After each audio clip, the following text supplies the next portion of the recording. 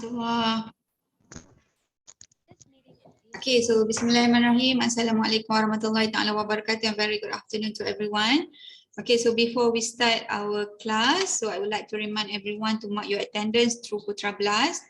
Please mark your attendance through Putra Blast, yeah. And the lecture note I already uploaded in the Putra Blast, but I upload the file in WinR form because the file is too heavy and then it does not fit in. The size does not fit in with the two. That's why I have to compress the size lah. Okay. Dan ni pun memang tak boleh masuk dalam WhatsApp. Okay, dia memang kena compress. Sebab dia besar sikit size ni. Okay. So last week we are done with the reliability. So this week we proceed with validation. So data validation.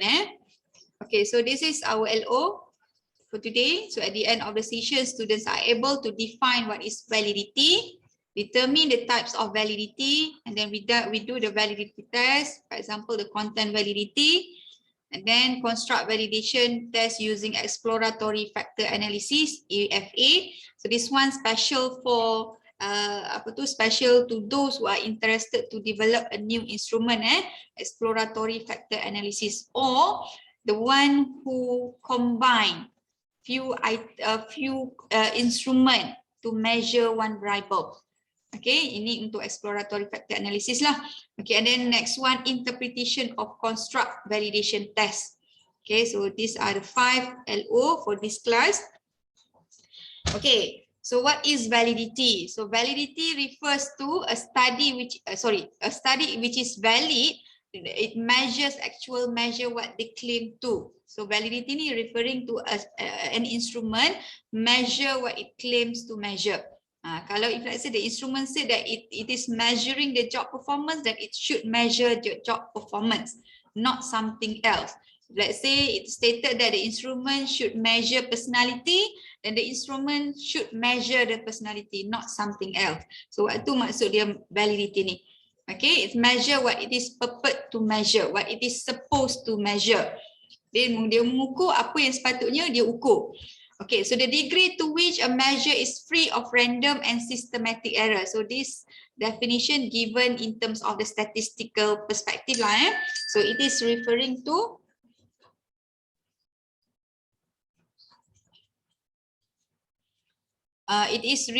the degree to which a measure is free of random and systematic error, meaning that the instrument that we develop or that we choose is truly measuring what we intended to measure. So that's why kalau in your operational definition, that's why you should operationalize what you want to measure in your instrument. So whatever stated in the instrument should be illustrated in your operational definition. So your operational definition and your instrument should be aligned with one and another. Okay. So there are 4 types of validity: phase validity, content validity, criterion validity, and construct validity. So there are 4 types of validity. So we use validity when we develop new instrument. Okay, when you want to develop, meaning that you start from scratch. Okay, starting developing the item. Each item you start collecting the items by reviewing past studies and then by conducting the interviews, for example. So then you develop a new instrument. So when you develop a new instrument, these newly developed items must be tested for validity before it is considered to be used by another researcher. Or we use the validity ni when we use the established instruments to new population.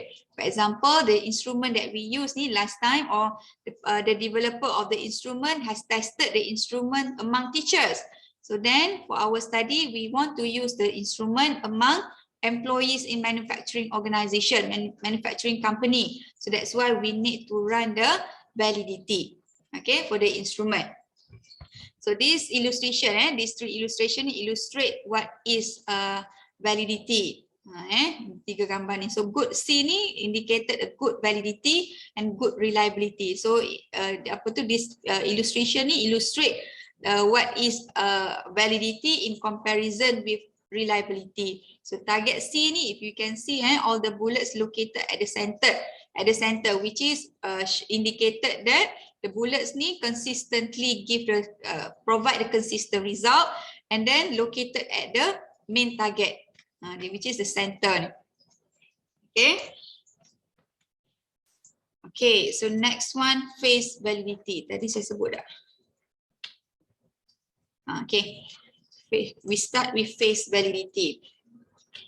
Okay, so phase validity ni referring to the degree to which an instrument appears to be an appropriate measure for obtaining the desired information, particularly from the perspective of a potential respondent.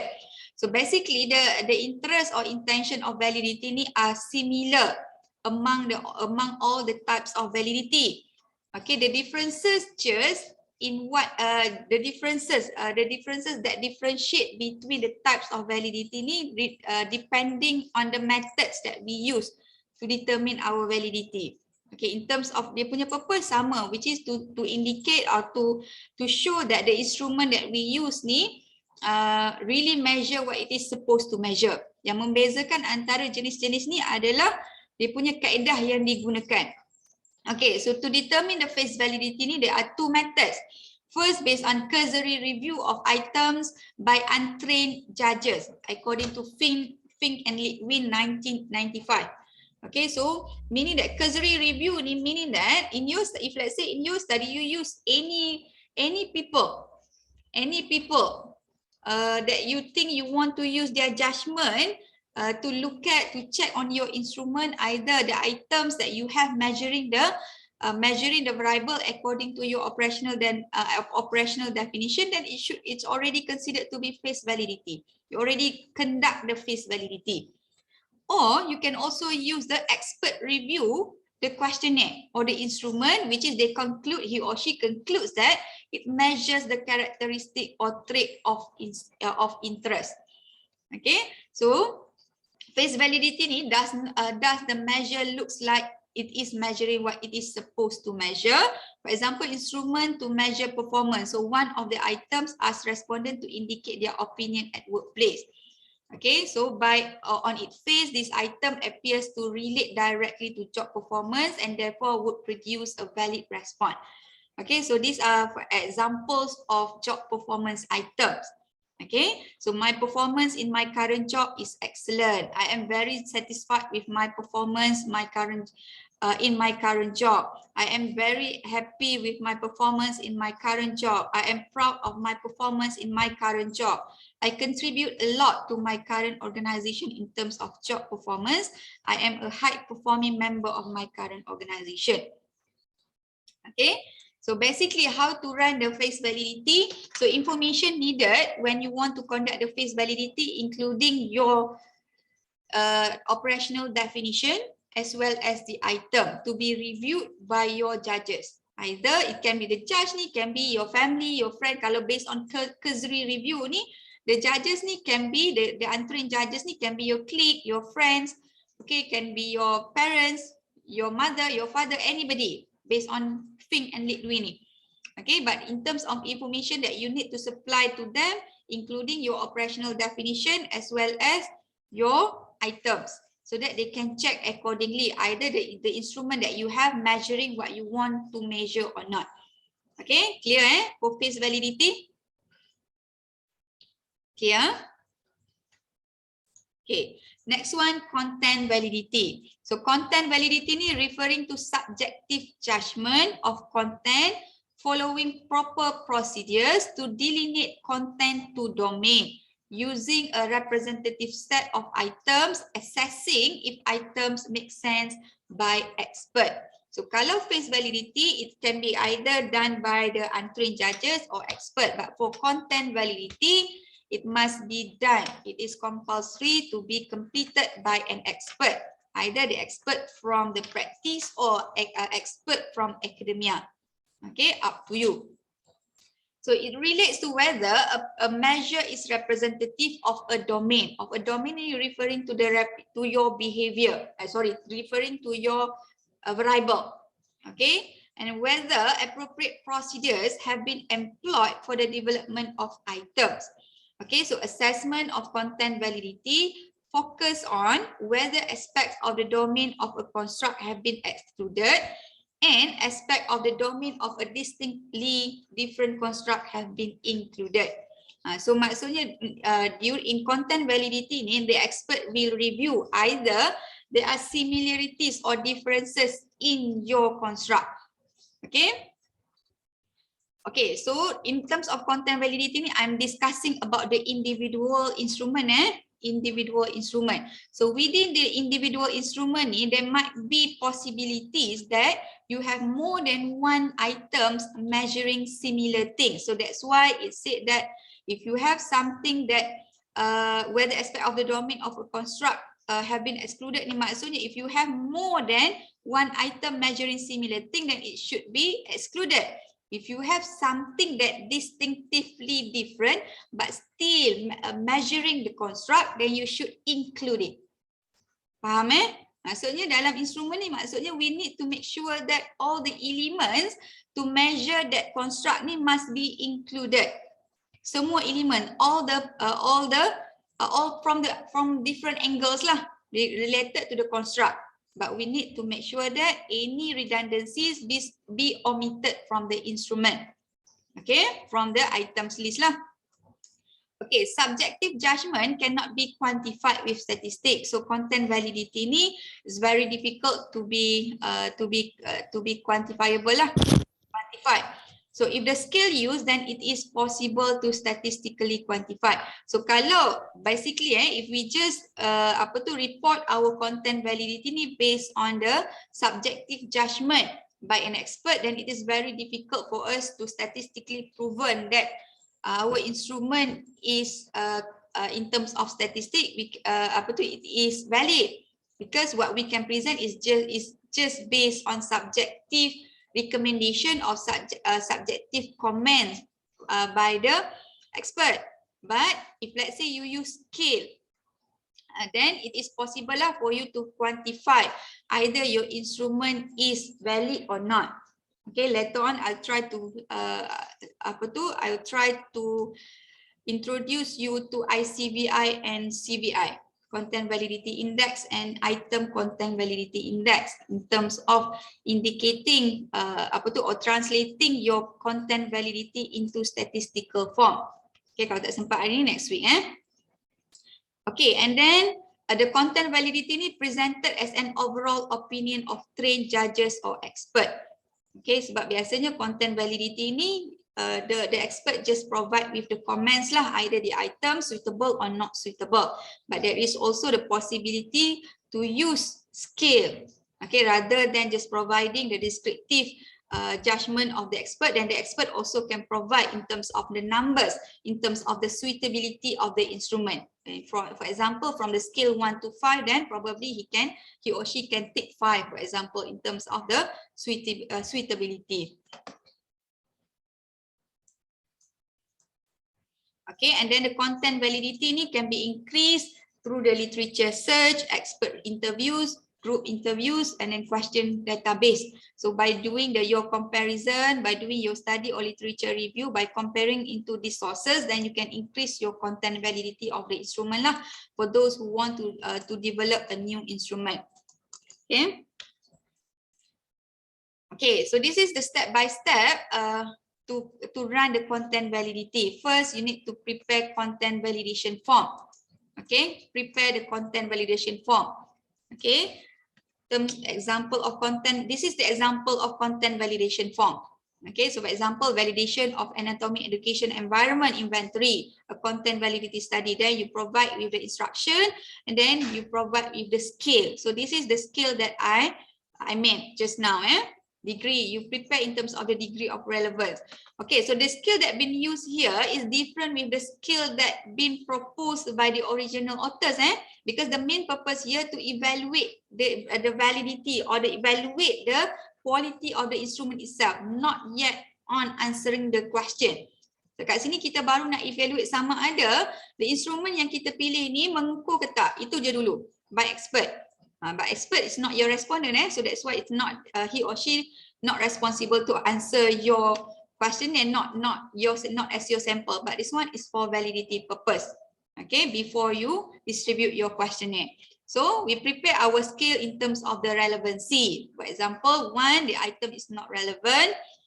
2, the item is somewhat relevant. 3, the item is quite relevant. 4, the item is highly relevant. Okay. Then after you prepare the form, so ini, sorry ada lagi. Ini contoh dia lagi.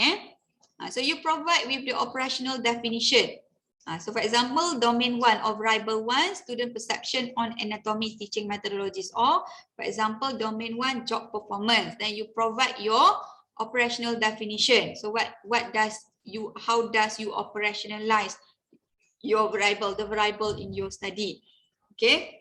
So then you provide with the tested items and then the scale in terms of the relevancy. So again, the scale here does not similar to the scale that you use for your data collection purpose. Okay. Second one, select a review panel of expert. Okay, you can select the panel of review ni either from the practice or from academia. Up to you. If let's say you want to select those from practice, then make sure you choose someone that has outstanding background lah ataupun experience on the related area. Okay, and then step 3, conduct content validation using face-to-face, for example, expert panel meeting, and non-face-to-face, for example, online. So you can use 2 mediums, either one lah, to conduct your content validation. Then expert critically review the domain and items, which is strongly suggest to give verbal and written comment. So dua-dua possible. If possible, provide you provide the form as well as some space for them to give remarks. For example, the items looks relevant, but maybe some modification required. So then they can provide you with the remarks. What are the improvement that are required for your instrument? Okay, and then expert provide score on each item. Okay, and then calculating content validity index (CVI). Okay, so yang ni sebenarnya saya nak ajar how to calculate the content validity index (CVI) ni. Okay, so these are the tables, the cut-off point table. If you use 2 expert, then the CVI values should be at least 0.8. Okay, the source by Davis 1992. If you have 3 to 5 expert, then your CVI should be 1. Okay, if let's say you use at least 6 experts, 6 and above, so your CVI should be at least 0.83. Okay, 6 to 8 expert, so 0.83 above. At least 9 expert, then 0.78 above. Okay, the higher the number of expert, then the number of the number of CVI values ni should be lesser, boleh diterima lesser. 2 expert tu je 0.8. Okay, 3 and above, 3 to 5 should be 1. Okay.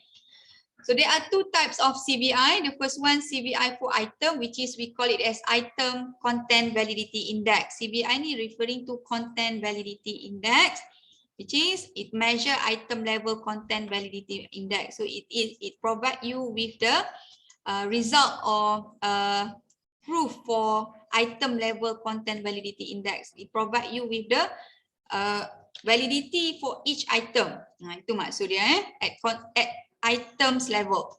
Okay, in which it is reflect the proportion of content expert giving item a relevance of 3 or 4. Maksudnya how many items that the expert score 3 to 4 to your list of instrument. Okay, the second one, CVI for scale, okay, or SCVI, scale content validity index. Scale, which is will provide you with the with findings on scale level content validity index, which is the overall item. Kalau item ni based on item, scale level ni based on overall construct. Okay, faham Okay, ni tak ada apalah, nanti yuk baca. Kalau sempat nanti saya tunjuk nanti macam mana nak buat pengiraan. Okay. Okay, so this is the advice line. So step in CVI calculation ni. Okay, so first you need to recode the scale. So just now I used 5 scale in terms of the relevancy 1 to 4. So 1 to 2 we record it as 0, and then 3 to 4 1. So we use new rating scale which is 0 1. So this one basically we use the dummy dummy coding lah, dummy code 0, 1. Yes, no. Tu saja sebenarnya. Okay, 0, 1. Or in terms of the rating scale ni sebenarnya you all boleh je guna sama ada 0, 1 directly from the very beginning, up to you. Either applicable, not applicable pun boleh sebenarnya kalau you all tak nak buat recode, if you want to skip the recode process ni, recode step.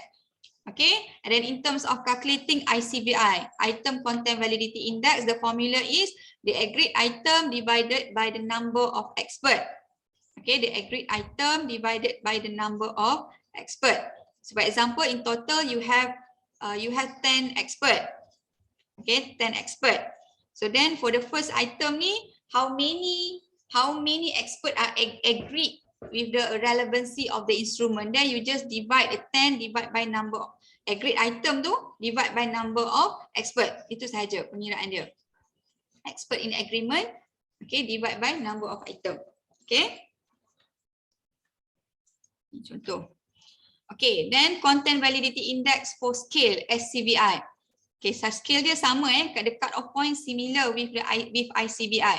So method to calculate SCVI equals to SCVI average equals to sum of ICVI divided by number of item. Okay, so based on ICVI calculation just now, you just pick the value and then divide by number of item. So for example, in the instrument you have 12 items, then the value here 10.9 ni that you have collected from here ni, okay, and then divide by 12. So the answer is 0.91. Okay, and then a scale content validity index relevance, it measures the proportion of items on the scale that achieve a relevance scale of 3 or 4, which is 1 equal to 1, then lesser than 1 or equal to 0 by all expert. Okay, so ni nanti saya tunjuk macam mana kat sini susah sikit. Apa? Nanti saya tunjuk dalam Excel. Okay, next one is criterion validity. So I owe you the content validity calculation. Okay, criterion validity measures how well one instrument stacks up against another instrument as predictor. Okay, so criterion validity ni we can conduct once we want to develop a new instrument. Okay, and then we have the new instrument, then we compare against the gold standard instrument. Okay, gold standard means that a very established instrument. Okay, it implies that the outcome of one assessment can be used as a substitute test for the established gold standard criterion test.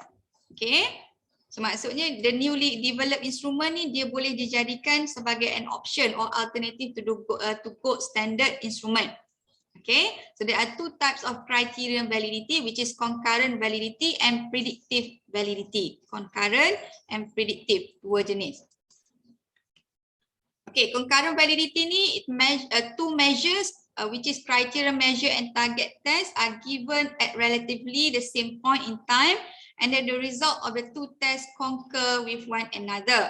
Okay, survey instrument in question be judged against some other method that is acknowledged as a gold standard for assessing the same variable. So the concurrent validity ni measured by correlation coefficient R, which is high correlation indicates good concurrent validity, and then negative high correlation indicates good concurrent validity for a test measuring attribute that is opposite to the standard test. Maksudnya we develop a new instrument, then we correlate with the gold standard instrument. Okay, itu sahaja untuk untuk criterion validity.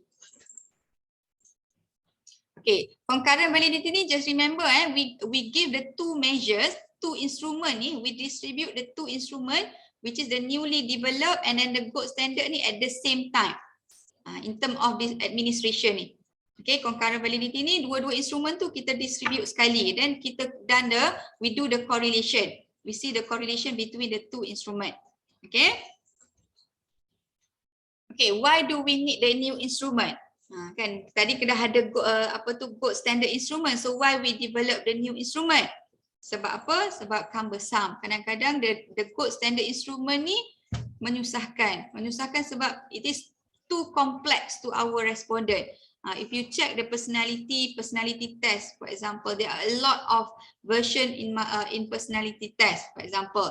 Sebab apa kadang-kadang yang ada tu sangat susah, very complex. So that's why we need to make it much user friendly to our respondents. So that's why we develop a new instrument. Ataupun it is very expensive. Because sometimes the instrument has been copyright by the author. So that's why it is not accessible to some authors or researcher. That's why we need to develop an alternative to that gold standard instrument. Okay, sebab tu kenapa kita perlu instrumen baru. Bukan sebab dia tak bagus tapi sebab dua faktor ni. Okay, the second one is predictive validity. So predictive validity ni referring to ability of an instrument, of a survey instrument to forecast future events, behavior, attitudes or outcome. Kalau concurrent tadi, ingat the concurrent validity, we done it by distributing the two questionnaire at the same time. Two instrument being distributed at the same time. But predictive validity ni, the instrument that we use ni can predict the occurrence of, can predict the future occurrence. Okay, for example, used to predict response to stimulus, election winners, success of an intervention, for example. So we use the instrument to predict the future occurrence. Okay, we establish by comparing a measure with the future occurrence of another highly valid measure. Okay, we measure by correlation coefficient between the initial test and the secondary outcome. Okay, so for example, for SPM, SPM exam, CJ Pelajaran Malaysia, peperiksaan CJ Pelajaran Malaysia, for example. We use result from CJ Pelajaran Malaysia to predict student excellence during their bachelor, for example. Based on the result of SPM, so then we can say that those who score high during SPM, those who score during their SPM will survive during their degree in university, for example. So kita gunakan itu sebagai predictive instrument. Okay, clear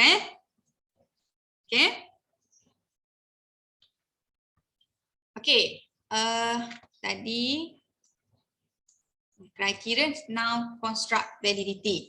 Okay, construct validity ni we use to determine the extent to which a measure represent concept it should represent and does not represent concept it should not represent. Macam sama je. Okay, so it involve making comparison between a new measure and existing valid measures of the same concept. Dia lebih kurang sama dengan content validity ataupun criteria, lebih kurang lah, ada persamaan. And then first we compare between a new measure and existing valid measure of the same concept. First kita compare dulu. Buat comparison between gold standard with a newly developed. The second one, contrasting the new measure with existing valid measure of different concept. First kita compare with the instrument that shares similar concept. Second one, we compare between measure that has different concept. Measuring similar thing but has different concept. Probably the authors look from different perspective of the construct. Okay, faham So the most valuable yet most difficult to be accessed. So sebenarnya construct validity ni paling susah nak dinyatakan lah Tapi dia paling, kalau if let's say we manage to do it, then it is the most valuable proof of validity. Construct validity ni. Okay, so construct validity there are two types, convergent validity and divergent validity. Sebab kat sini kita tengok compare between an instrument with the same construct, meaning that converge. Okay, compare the instrument with existing valid measure of different concept, diverge. Converge, diverge. Okay.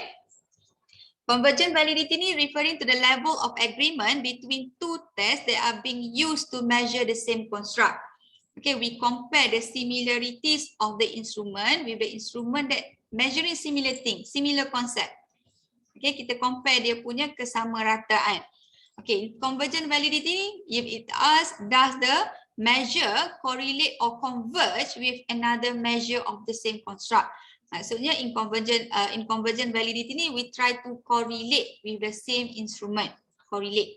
Okay, we establish by showing a strong relationship between the scale and under review and another validated scale thought to measure the same construct.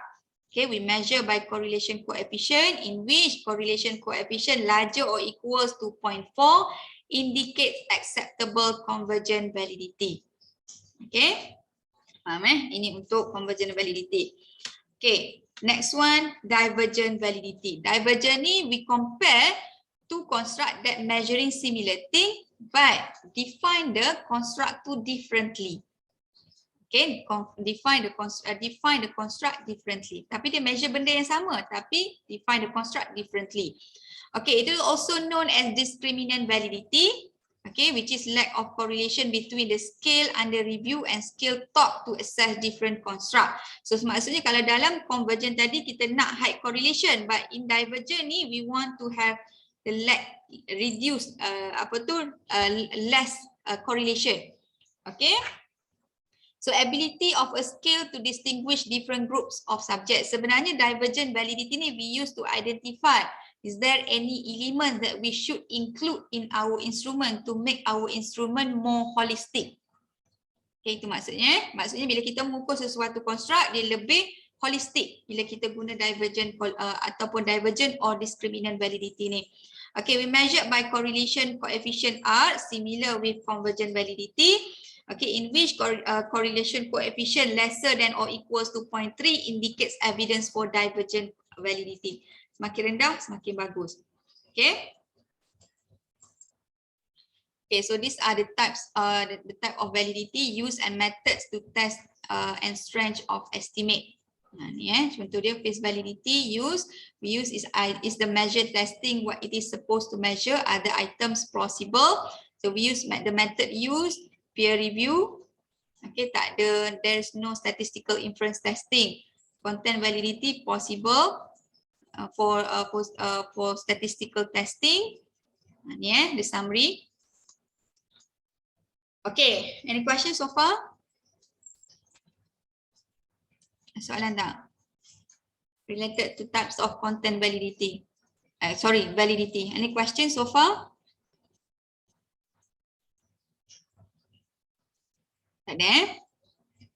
Okay, next one we proceed with construct validation in EFA.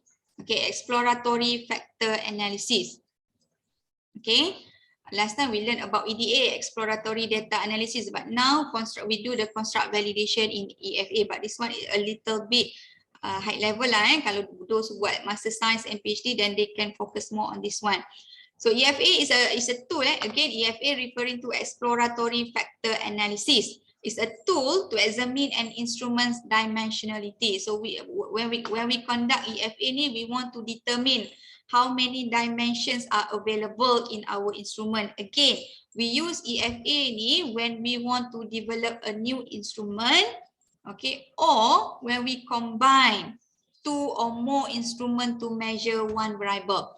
Sebab ada some of you use more than two instrument, more than one instrument to measure the variable. Sebab tu, to me, I'm not recommending lah anybody, particularly those doing master by coursework, to combine the instrument, because when you combine the instrument, there might be the possibility of the instrument measuring similar thing, meaning that the redundancy exists in your instrument. Kita nampak benda tu sama, kita nampak benda tu berbeza, tapi sebenarnya benda tu reflecting the same thing. Okay, so that's why when you combine the two different instruments, then you need to proceed with EFA. To proceed with EFA, the data that you use during your EFA cannot be similar with the data that you want to use for your actual data analysis purpose. Meaning that you need to run the data collection twice sebenarnya by principle. Faham Kena buat dua kali. Maksudnya data yang kita guna untuk test EFA tak boleh digunakan untuk actual data analysis for the reporting purpose. Cannot. Okay? Okay, it is a data reduction technique that takes a set of observed variable. Observed variable ni referring to your items. Okay, dia ada dua kat sini Sebenarnya when we run the analysis here, by the way, if you have any confusion, please let me know Okay. The variable here, for example B here indicating PB, philanthropic behavior. Why the name is unobserved? Because when we measure philanthropic behavior, we do not measure philanthropic behavior by itself. We measure philanthropic behavior based on its item. So making the PB ni unobserved, something that we cannot see actually. Okay, so the observed variable is the item, not the variable itself. So that's why the items ni, the other name of the item ni, as we use the name observed variable. Kita tak guna observe item observe variable. Okay, but make sure you remember lah, observe variable ni referring to the item. Why item? Because to measure PB, we use the individual item. Okay, faham Clear? Yeah, clear. Soalan? Tak ada. Okay.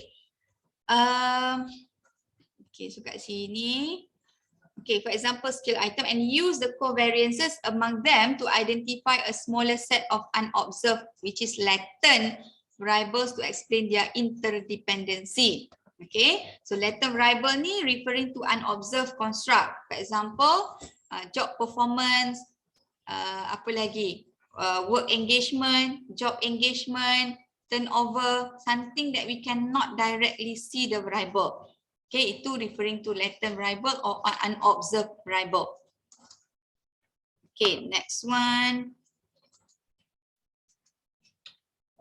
Okay, data or items reduction in EFA is based on statistical relationship among the observed data. So kalau kita tengok kat sini, okay, so we actually correlate among the items ni. We correlate. So we can see the correlation between the items.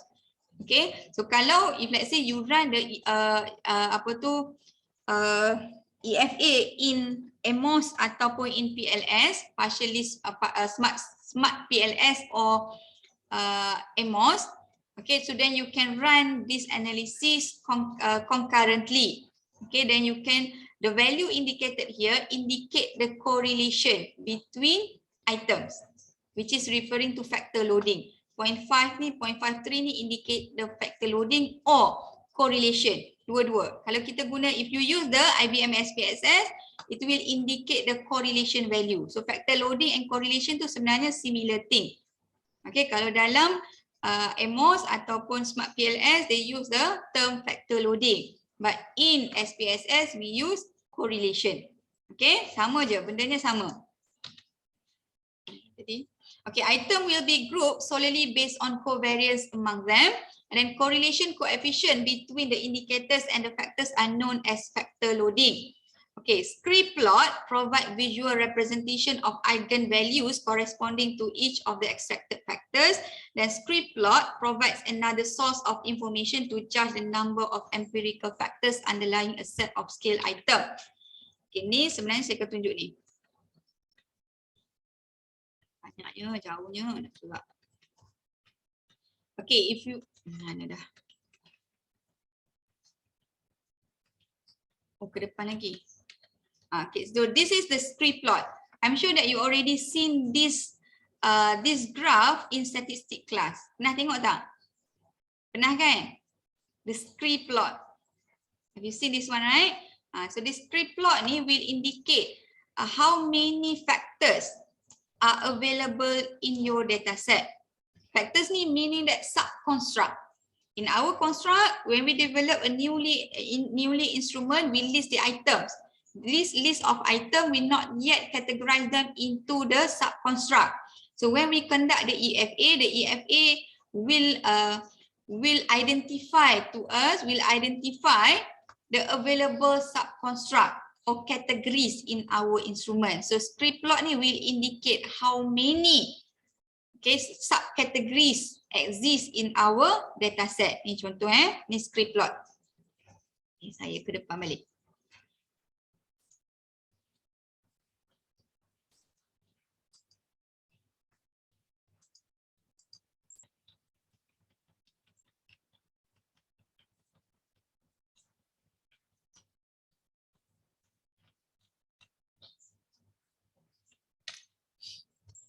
Okay, so factors referring to the construct that describe a variable. So factors ni referring to construct or can be referred to variable. Communalities referring to proportion of variance that the factors contribute to explaining a particular variable. So communalities ni dia lebih kurang sama, it's quite similar with beta values. Proportion of variance explain, lebih kurang beta values. Standardized beta, apa tu that you learn during your statistic class with Prof. Bahaman. Cuma this one for individual items. Beta and standardized beta is for factor, but communities ni for the item. Okay, the communities ni ranges from 0 to 1. Okay, 0 indicates common factor explain none of the variance in a particular variable. 1 indicating that all the variance in that variable is explained by the common factors. Okay, at initial extraction phase, each variable is assigned a communality of 1. Nanti dalam proses EFA ni dia akan keluar value communalities ni, dan dia akan melalui proses initial extraction process. Okay, eigenvalues referring to proportion of variance accounted for by each factor, not each variable as do communalities. Kalau communalities ni dia lagi besar lah Communities ni based on variable, but based on item tu. Kalau eigenvalues ni by each factor tu. Okay, and then the first eigenvalues will always be largest and always be greater than 1 because the first factor by the definition of the procedure always explain the greatest amount of total variance. So eigenvalues ni sebenarnya lebih kurang sama dengan communalities on how we can interpret the values. Okay, and then in terms of factor selection, we decide which factor to be retained in the analysis through phase validity, theoretical validity and mathematical criterion. Okay, so factor yang kita nak select to be analysed in FEA ni, we can run the phase validity. Theoretical validity ni means that we are referring to the theory. Okay, and then SPSS by default will keep factors with eigenvalues larger than or equals to 1, and then refer to script plot to reconfirm how many categories available in our data set. Okay, so when doing the EFA ni, it will involve factor rotation. Factor rotation ni maksudnya the factor tu, the items tu will be rotated from the plot, either to the right side or to the left side, to the mathematical process lah. So once factors have been selected, the next step is to rotate them. Okay, rotation is necessary because the original structure is mathematically correct but it's difficult to interpret. So the goal is to achieve what is called simple structure, that is to determine the highest and the lowest factor loading. Sama ada ke kiri atau ke kanan dia punya rotation tu, the purpose is to determine the lowest and the highest factor loading, the lowest and the smallest items that correlated to your variable. Maksudnya kita nak identify quality lah, the quality of the instrument, of the item, sorry. Okay, factor loading ranges from -1 to +1. Okay, indicate which is it will indicate the strength of relationship between a particular variable, similar to correlation. For example, the phrase enjoys loud parties might have a high loading on an ongoing factor, so probably larger than 0.6. For example, sebab enjoys, if let's say kita ada item enjoys loud party ni, they're reflecting to the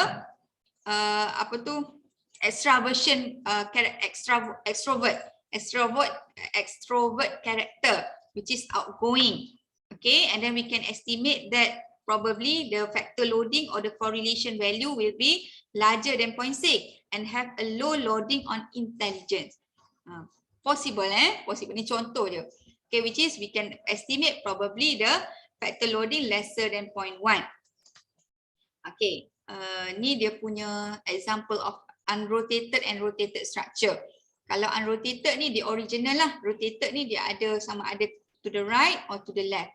Okay, nanti saya akan introduce the right rotated and left rotated.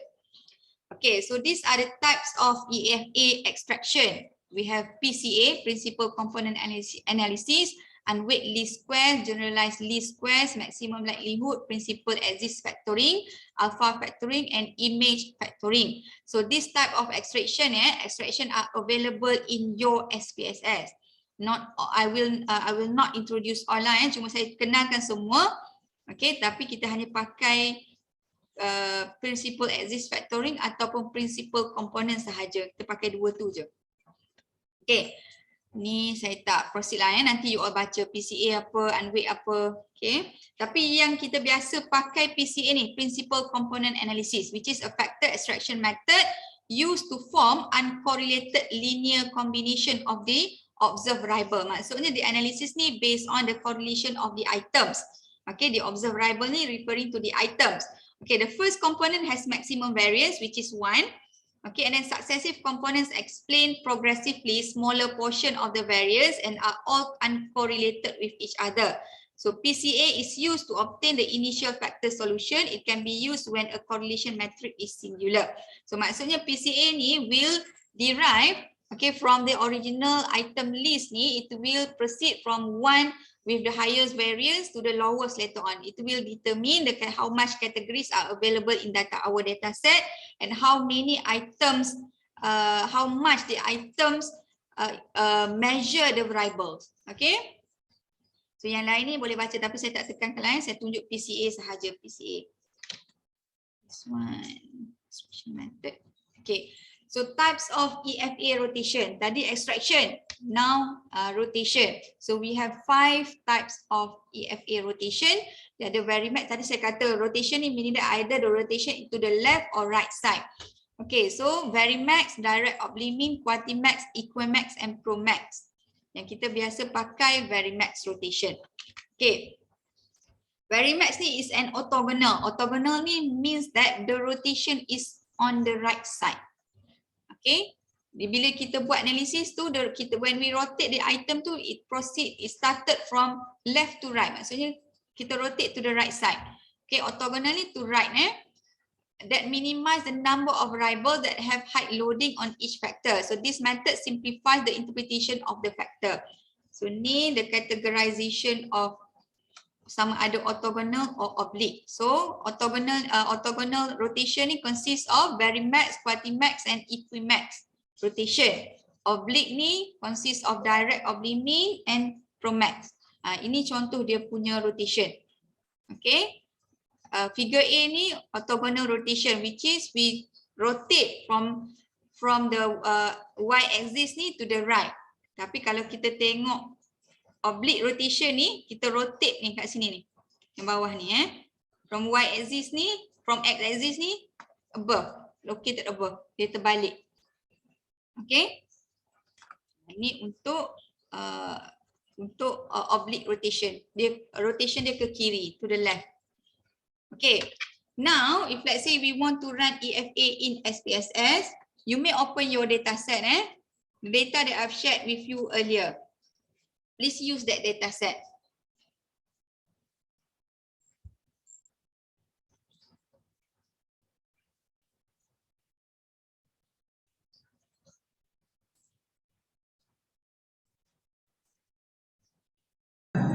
Doktor guna data yang kita dah betulkan kan? Bukan yang original kan? Guna data yang kita dah betulkan. Maksudnya? Previous class punya yang data screening semua tu. Not yet. Not yet. This one sebenarnya, if let's say you just newly develop your items, sebenarnya proses ni awal lagi. Proses developing your instrument. And not yet.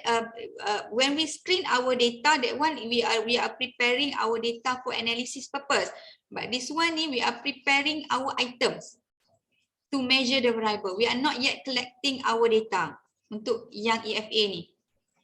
Kita baru prepare je. We just list down the items, we do the validity, itu baru, belum buat data collection lagi. Okay? Tapi guna je data tu. Macam mana, saya just nak tunjuk macam mana you all run the analysis.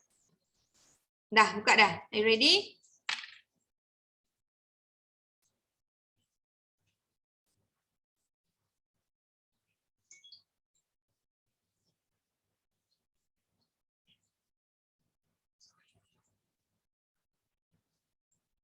Kan Okay, ready not? Ready or not?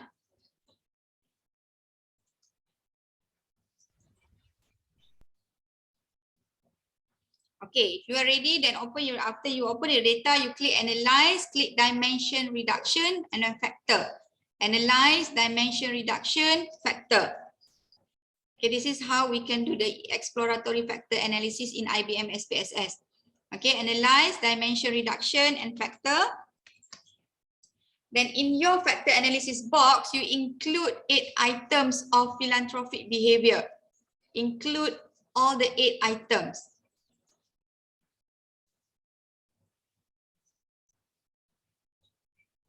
Dan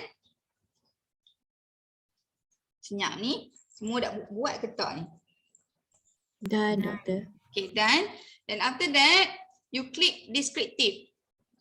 Click descriptive. Okay, you tick for statistic, you tick for univariate descriptive, initial solution. And then for correlation metric, you tick for coefficient, KMO, and Bartlett test of sphericity. Okay, dua univariate descriptive, initial solution. And then correlation metric, coefficient, KMO, and Bartlett test of sphericity, and then click continue. Okay, next you click extraction. Click extraction. Okay, under method, choose principal components, principal component analysis. For analyze, you tick for correlation metric. For display, you tick for unrotated factor solution and strip plot. Okay, for extract, you tick for based on eigenvalue, eigenvalue greater than 1.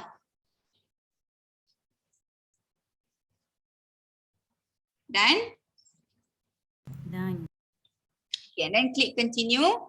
Okay, next one, you click for rotation. For rotation, we choose the orthogonal rotation, which is Varimax. We display the rotated solution. And then click continue. For option, we exclude cases listwise and coefficient display format sorted by size. Choose sorted by size.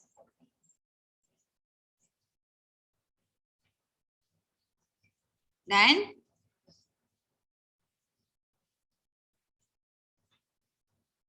okay, click continue. And then lastly, click OK. So this is, it will show, the output will show you the SPSS output for factor analysis.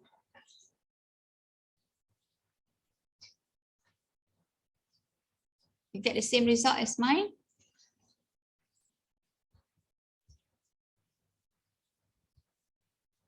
Yes. Sama Okay, first table descriptive table. So we refer to the mean value. So the mean value ni, from the mean ni, for example, we can say that kalau kita tengok the mean, the highest mean value is PB3. So PB3 ni indicate the most important variable that influences philanthropic behavior. So meaning that among all, PB3, which is the mean equals to 4.41 ni, is highly measuring philanthropic behavior. Itu maksud dia. Paling banyak muka adalah PB3 compared to another item. Okay. And then for correlation, maksudnya macam mana, how you want to read the descriptive table. So it is as indicated lah. Okay, it is based on the mean value. Apa yang kita nak tengok kat descriptive statistic table adalah mean value. Okay. And then for correlation metric, okay, if any pair of variable has value less than 0.5, consider dropping one of them from the analysis by repeating the factor analysis test in SPSS by removing variable whose value is less than 0.5. So the off diagonal elements ni, which is the value on the left and right side of diagonal in the table below, should all be very small, close to 0. So kalau ada 0.5, kita nak 0.5 ni less than 0.5 ni, we consider to delete. Kalau ada pair yang less than 0.5. Tapi kebanyakannya less than 0.5 ni. Right. Maksudnya among the item ni, sebenarnya among the items ni, we want to have high correlation. Meaning that they are measuring benda yang sama, similar thing.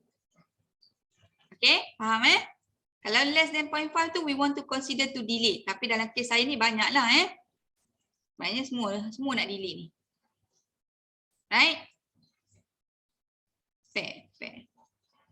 Pair ni for example PB1, PB2 which is negative 0.1. Okay.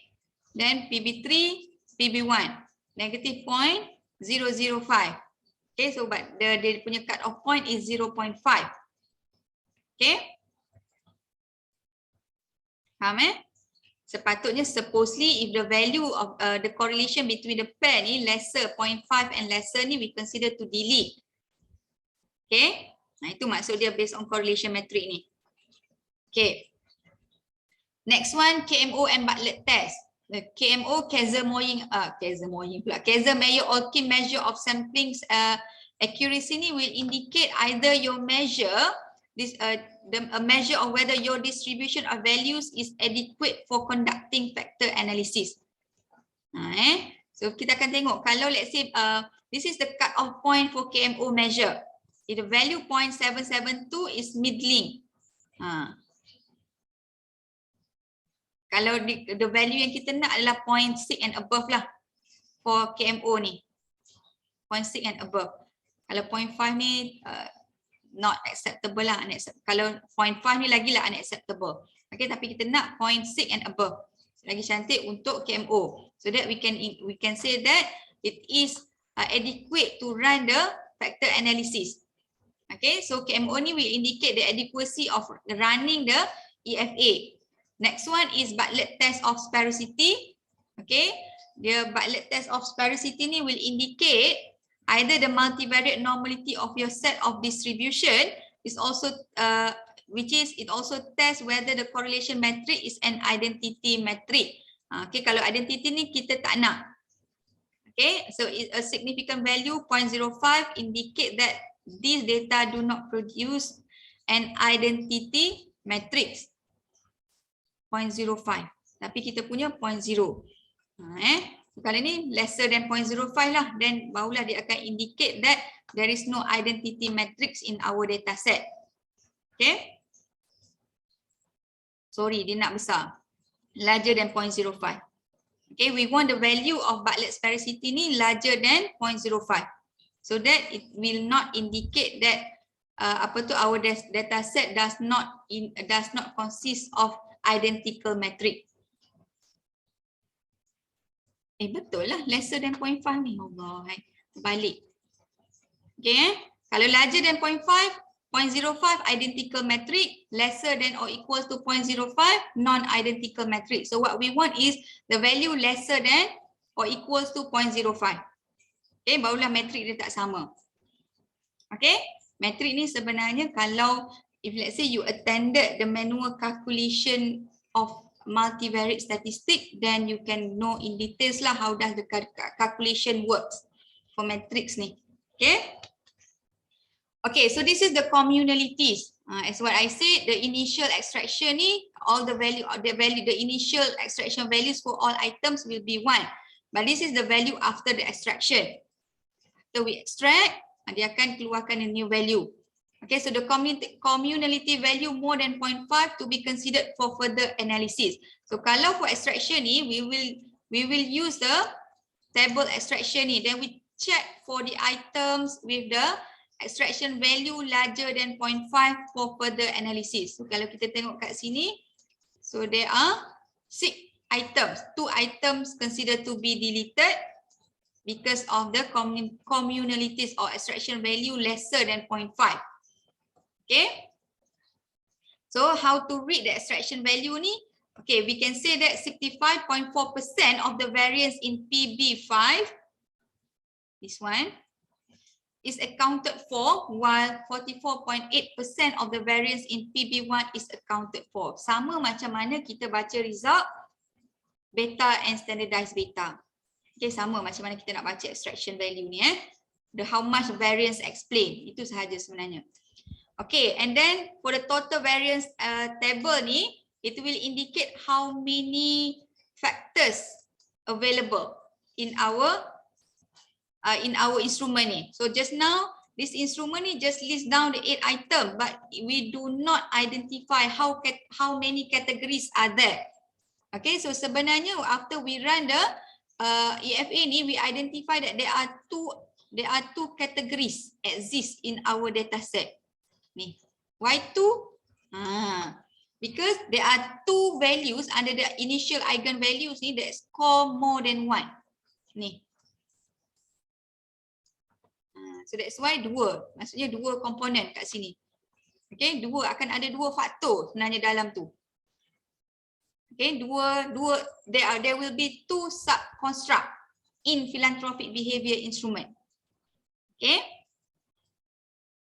Okay, so how then if let's say we want to confirm the number of the category ni, we refer to the scree plot. Based on the scree plot ni, okay, we check for the graph ni, for the line ni. From the line that from the dot that the line started to flatten, then we do not calculate this one. So we start from here. Maksudnya how many categories are there available in our data set ni, it depend on the number of dots, okay, before the line started to flatten. Okay, kalau kita tengok kat sini, okay, start daripada first, dia macam runcing lagi, second runcing lagi kat sini, then after the second ni, the line is started to flatten. Okay, so kat sini then we confirm from the previous finding that two groups exist in our data set. Okay, two group exist in our instrument. Maksudnya there will be two new sub-construct in our instrument. So what are those two construct? Apa nama dia? It depends on the researcher how to name it. Nama apa kita nak bagi kepada dua sub-construct tu depend kepada researcher. But based on the system, we identify that the 8 instrument ni can be divided into two categories. Okay, the name of category ni apa nak bagi nama terpulang kepada researcher. Okay, so ni macam mana kita nak baca scree plot. Okay, ni, okay, this one, okay, in alignment with the previous finding. So then now dia kata ada dua komponen, two groups. So then this component metric table ni already categorized to us the items that fit into which group. So item PB5 group first, PB6 group first, PB7 group first until okay 5, 6, 7, 8, 1 and 4. Falls in the first group. Why the first group? Because we refer to the correlation value here, factor loading here. Okay, because the higher factor loading located in the first group, then meaning that it belongs to the first group. The rest two item 2 and 3 ni located under second group. So it falls in the second group.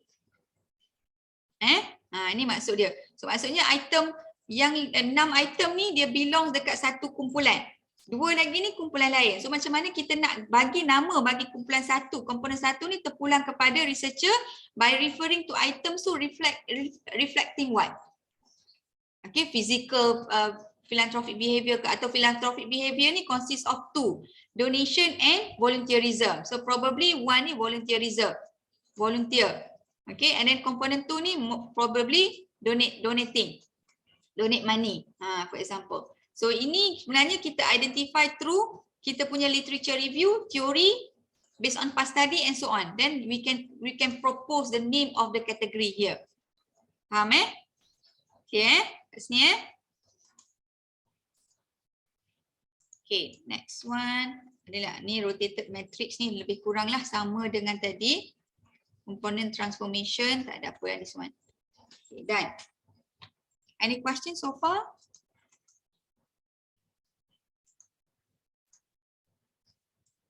Any question? Doktor, factor analysis ni kita guna waktu develop new instrument, right? Yes. Kalau establish instrument, kita tak perlu buat ke, digalakkan buat ke atau orang terdahulu dah siap? Okay. Kalau biasanya the established instrument, we do not run the EFA lah Basically kita tak buat. We do not proceed with EFA because as what I said, if you run the EFA, the data that you use for EFA, you cannot use for your actual data analysis.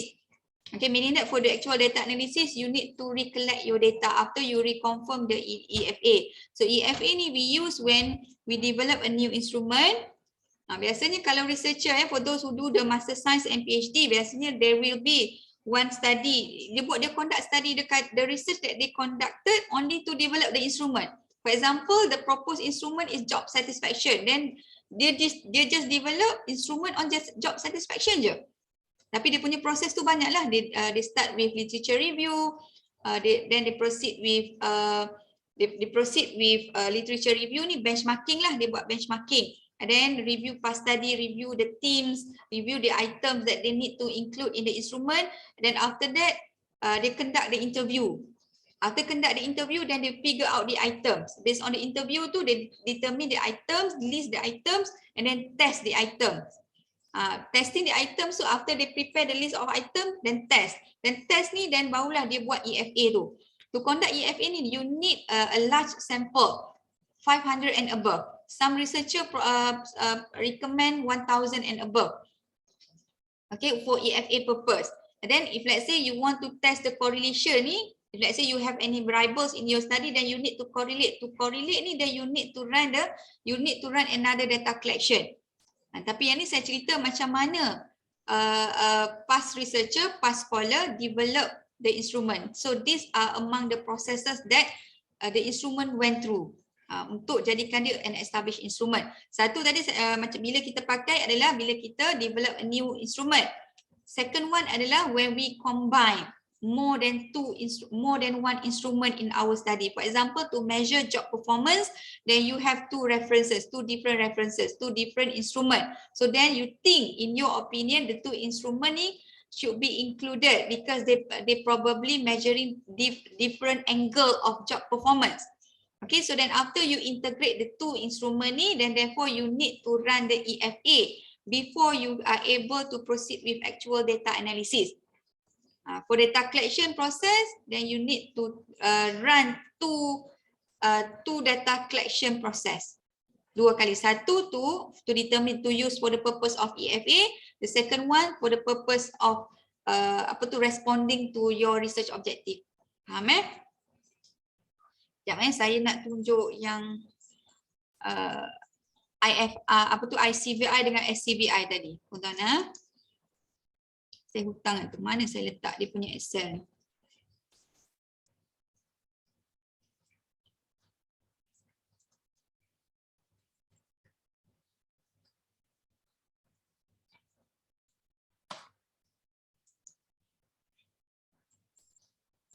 Ini dia punya.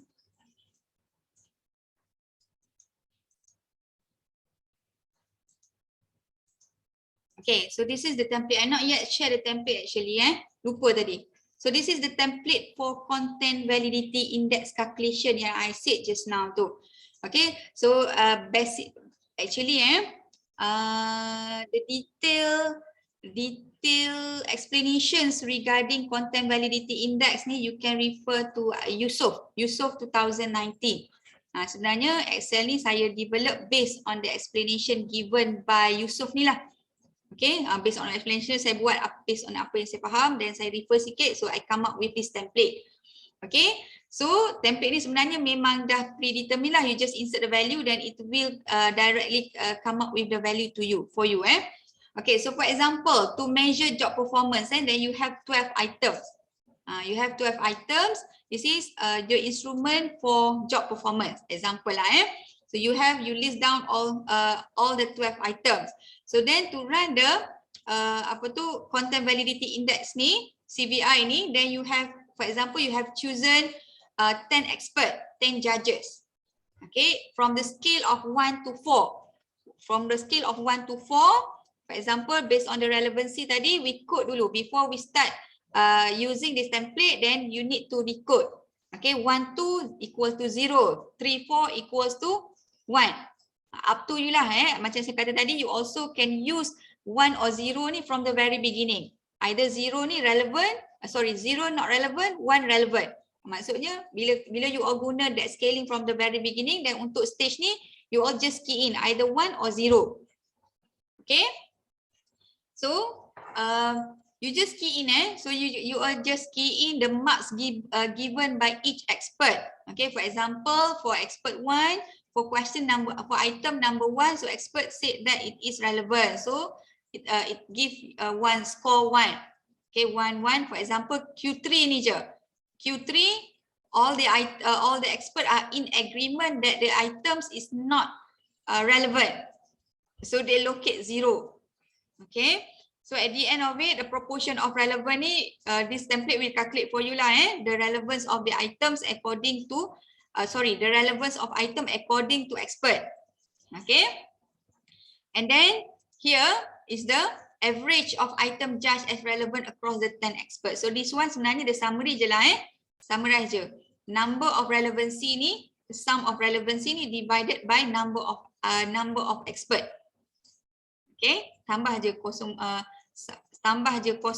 ni, score ni, okay, divide by 10 items. So kita akan dapat average proportion of item judged as relevant across the 10 expert.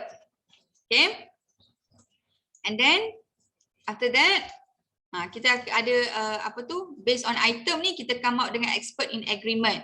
So how many expert agreed that Q1 is relevant? Kalau kita tengok kat sini, semua untuk item number 1, all expert are in agreement. Item number 2, 1 expert disagree. So kita ada 9 yang agree. For item number 3, none of expert agree. The rest ni semua agree in terms of the relevancy of the item. Okay. Next one, to calculate the ICVI. So nak calculate ICVI ni mesti ada benda ni dulu. Part ni dulu. So to calculate the ICVI, dia kena ada universal agreement UA. Hak ni just divide je. 10 divide by 10 so 1. So kita dapat balik sebenarnya value ni. Okay, 10 divide by 10. 10 ni expert in agreement, divide by again by 10, so then you get 1. Okay, 9 ni divide by 10, 0.9. So divide je balik the value ni, then you will get the ICVI. Maksudnya the proof of content validity tu according to item. Okay, so you report ni lah. Okay, faham So nanti hak ni semua ni you all tengok balik the cut off point, the table that I prepared in the slide just now. If the value 0.89 and above for expert more than 10 berapa dia punya cut off point? Saya terlupa dah tadi. Siapa ingat tak? Saya tengok balik.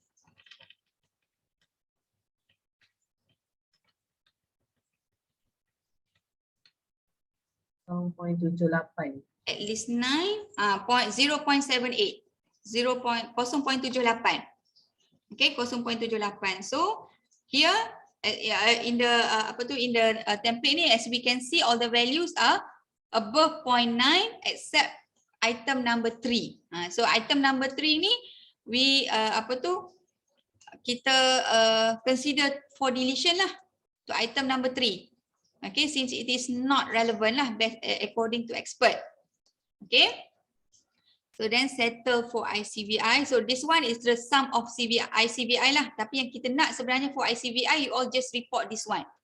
Okay, so it cukup yang ni because it is the content validity at item level.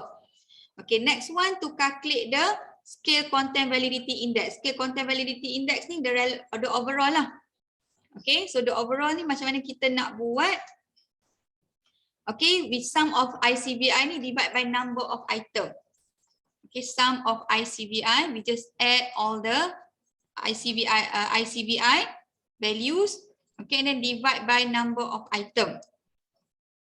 Okay, divide by 12. Okay, 10.9 ni. Okay, 10.9 divide by 12. So the answer is 0.91. So tadi sebab tu dalam saya punya saya punya slide tadi, SCVI dia ni equals to 0.91.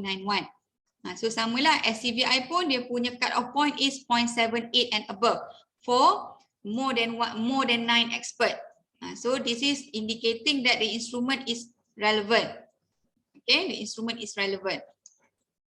Okay, and then this one untuk apa tu, scale content validity index relevant, ni advance lagi lah.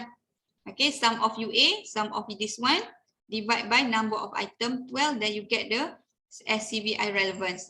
Tapi sampai sini pun dah cukup dah. This is how to calculate the ICVI and SCVI. Okay. Any questions so far? Oh, ni ada pun template lah. Cut off point. Ada soalan setakat ni? You all nak ke template ni? Nak? Okay, nak. Sekejap saya share.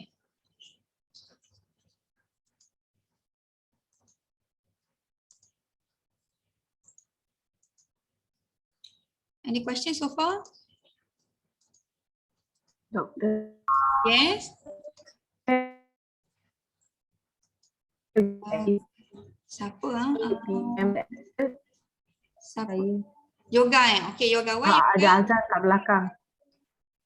Nak sekejap ke ada azan kat belakang? Oh, ya ke? Saya tak dengar. Okay.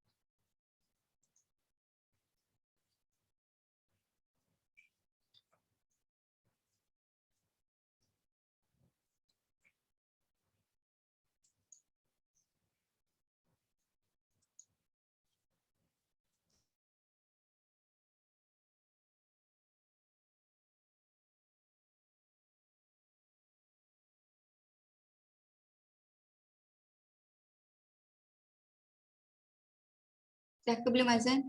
Sebab kat rumah saya tak dengar. Dah. Lagi tak apa. Ada lagi. Ada lagi? Okay. Okay, dah habis. Okay, nak tanya, expert ni consider yang expert yang JKE ke ataupun kita kena cari sendiri expert?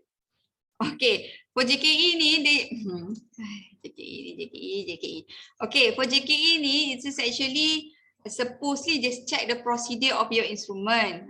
They not necessarily check the content, the whole content of your instrument lah. So meaning to say, for your study you need to look for the expert by yourself. JKE ni just identify either you fulfill the ethics requirement or not. Itu je saja sebenarnya.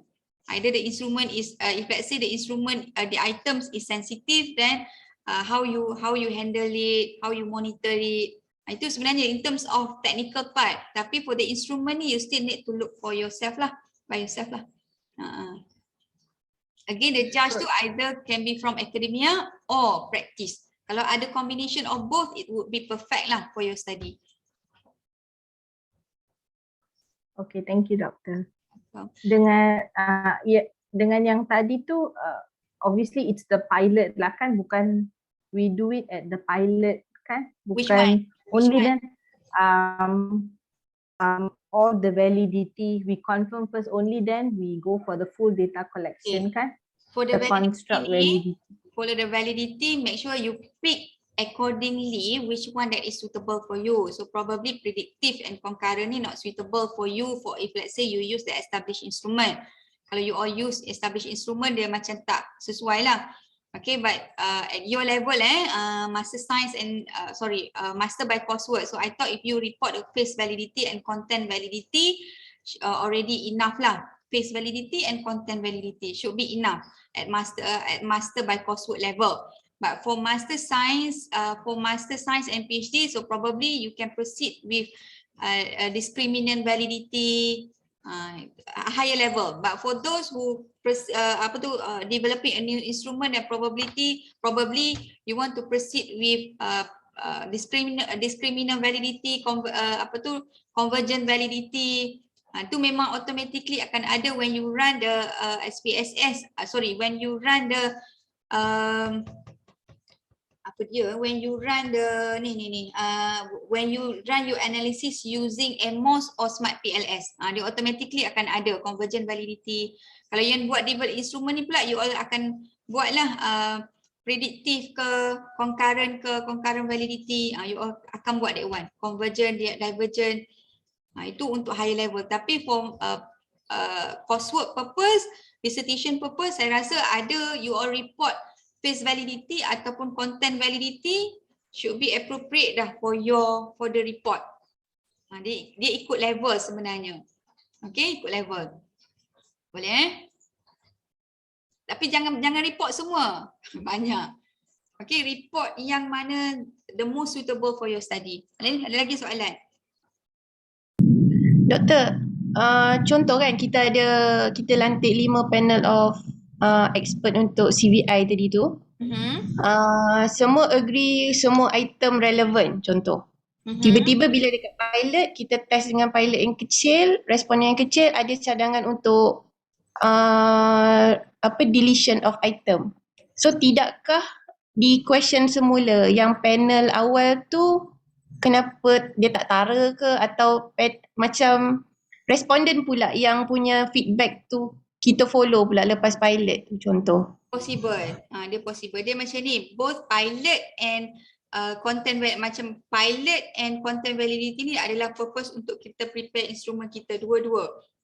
Okay, pilot ni cuma the purpose dia adalah lebih kepada content, dia lebih kepada reliability, more towards reliability for pilot.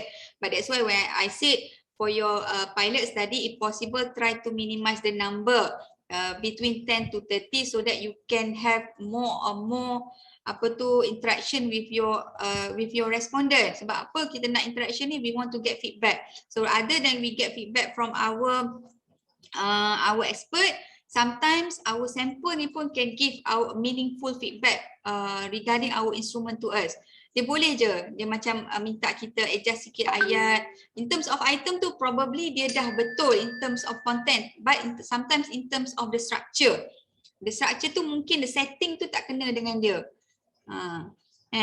Tapi either we want to follow or not, depend on the researcher lah. Kalau you researcher thinks that the feedback that been given by the expert already sufficient, no need to consider the feedback given by respondent, then you may proceed.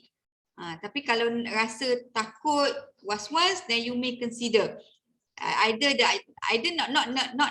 not necessarily the item to be deleted, but probably rephrase supaya the statement tu been more easy for the respondent to be understood, lagi semudah untuk difahami oleh responden kita. Sebab after all, yang kita nak lah supaya responden kita senang faham item kita. Okay? Ada lagi soalan? Doktor,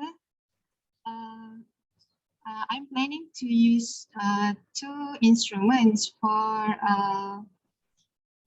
employee engagement measures. Okay, dua-dua instruments ni memang yang established lah. The first one is May et al.'s psychological engagement measure, and then another one adalah yang Utrecht work engagement scale. So untuk yang ni, I have to do the EFA kan doktor? Supposedly, if you combine both, then you need to proceed with EFA, even though they come from the established instrument.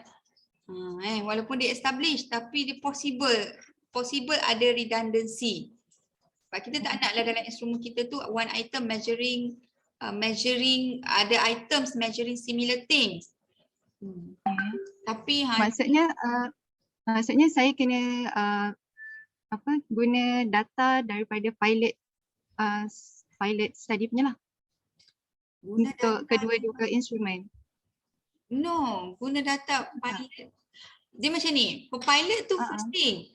But for your actual study, you need to collect your data ni just for EFA dulu. For EFA tu kena banyak sebenarnya sampel dia. Kalau in terms dari segi prinsipalnya, you all kena collect data just to test either the instrument tu valid or not. Itu dulu. Test instrumen je tu dulu. Then you need maksudnya collect data untuk test instrument tu bukanlah yang pilot tu maksudnya? Bukan. Sebab in EFA 30 sample is not enough. EFA require large number of 500 tu dia. Yang doktor cakap 500. Macam tu saya tak jadilah. Tak apa, nanti saya fikir balik. So kalau you buat masa sains dan saya bolehlah recommend, tapi itulah. Kiranya kalau kita dah hantar untuk JKE, tapi nanti JKE dia tak, if lah dia tak pindah part yang saya tanya doktor tu, tapi kalau saya nak pindah kepada satu je nanti tak ada masalah kan doktor? Tak ada masalah sebab JKE biasanya dia memang tak akan tengok pun yang teknikal sangat, dia akan tengok teknikal, dia tak akan tengok yang konten tu, dia tak akan tengok hak tu, detail tu dia tak tengok. Kalau dia tengok itu akan jadi viva untuk you all. Itu jadi viva pula tu untuk you all. Kalau dia tengok tu tak tahulah bila habis. Okay, thank you doktor.